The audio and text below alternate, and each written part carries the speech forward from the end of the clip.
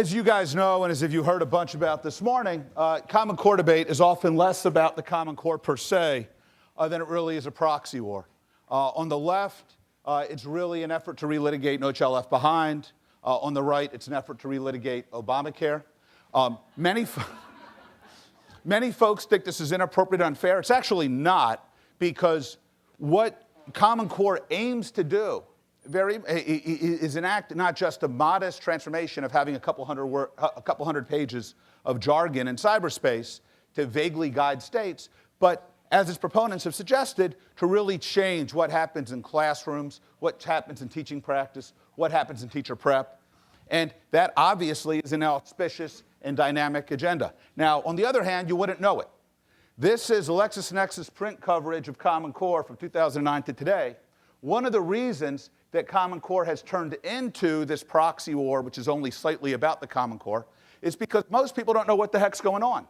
In 2009, when Common Core was introduced, when it was introduced as part of the incentive structure for Race to the Top, there were 5 times more stories about Zac Efron than there were about the Common Core. In 2009 and 2010 and 2011, there was lots more coverage of school vouchers than there was on the Common Core. In fact, there was a story on school vouchers for about every 84 children involved in a voucher program, and a story on the Common Core for every 24,000 children who would be affected. So one of the things that's happened is in the last year and a half, 2 years, you've seen an explosion of attention and coverage, but this has generally been framed in terms of pro or con. The danger with this is twofold. One, no, let me back up for half a sec. Common Core proponents make 2 very valid points when we start talking about the challenges of what's going on. One is they point out that most of the criticism is not actually about the machinery of the Common Core, but is broader and more sweeping. And that's partly, I think, because most folks don't have a particularly anchored or delineated notion of what the Common Core is. Second point is particularly when we start talking about testing and assessment, Common Core advocates go, look, anytime you start talking about national standards, national tests, and a bold shift to computer-assisted assessment, you are going to have any number of challenges doing this. They are absolutely correct. You might think, however, that this would, A, suggest the reason to go slowly as far as a shift to computer-assisted assessment, rather than trying to do it in dozens of states with vastly different technological infrastructures. And 2, if you are going to have challenges of any circumstances doing a national test, you might not want to do it at the exact same time you're dramatically increasing the consequences for schools and teachers related to the outcomes. So a couple of key questions that we should be asking, but that we haven't asked, because this thing has turned into a fun, exciting proxy war rather than a practical conversation about what happens. Are scores going to be comparable when students are assessed using different devices? I don't believe there's going to be any state next spring where 100% of students are going to be taking computer-assisted assessments. And I know there's not going to be any state where 100% are all using the same devices. When NAEP goes out and does their assessment, they use the same devices in the same setup under enormously controlled circumstances. When states have some kids taking this stuff on 10-inch iPads with a keyboard, and others on a laptop, and others on a desktop computer, and others have to move their kids from their school to another technological setup across town, does this introduce any bias into the results? Lots of research over time suggests the answer is probably yes. If you saw what, however, the representatives of Park and SBAC wrote about in my blog at EdWeek a couple weeks ago, you know that we just don't have firm responses or firm results on this. That would seem useful to know before we start putting too much weight on results, which may or may not be stable. Second, how do we police against the fact that kids may be assessed in very different testing environments? Again, this is always the case. If you've gone and observed testing days, you know that some schools proctor with their own teachers. Other brings in central administrative staff. Some schools do these assessments in the kids' regular classroom, other in particular rooms. This is always a problem and a headache for test comparability. It creates particular concerns when you are upsizing the consequences, not only for schools, but for individual teachers.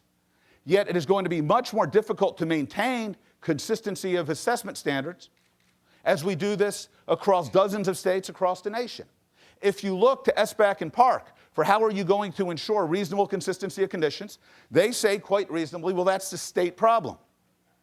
The states, what are they going to do? Well, this brings us to the next thing. SBAC has a 12-week assessment window. Park says that they have a broad window so that states can ideally assess at the 75 to 90% point of instruction. Here's the thing. 12-week testing window means that some kids conceivably are getting 60 more days of instruction than other kids. In a 180 academic year, that's like some teachers in schools have 120 days to teach, and others have closer to 180. That means somebody's got to run 150 yards in the same time that somebody else has to run 100 yards. This is a problem.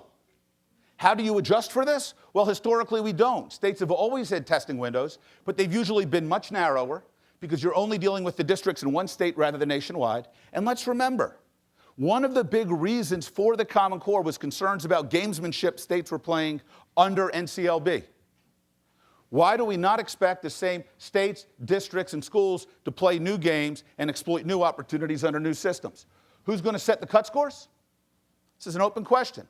If we try to do it nationally, states may or may not opt in. Remember, it's a voluntary program. If each state does it, how comparable are the results really? Who's going to own the standards going forward? Who's going to make sure that they say what they say? Florida, for instance, has already written in a handwriting standard, I believe, at the 4th grade level, which means they have to drop the rest of the instruction on the iPads for a week. The folks at Amplify are not excited about this. Who is going to decide what is or is not consistent with the model? Oh, and here's an interesting one. It's not a federal program. We know that there's bright lines as far as the federal involvement, but also in order to maintain their waivers, states under the real NCLB, not even the crazy stuff we've added on, under the real NCLB, states have to have standards and assessments that pass muster under the federal statutory guidelines. Guess what, guys? If Park and SBAC have gotten Secretary Duncan's approval, everything else that's being home-baked does not. Somebody at 400 Maryland Avenue is going to have to decide whether or not these tests are acceptable. And if they decide that they're not, well, now we've got real questions about exactly whether or not the folks who are critical about federal overreach may or may not have a point. One final thought, we also need to ask the hard questions of the folks who are opposed to the Common Core.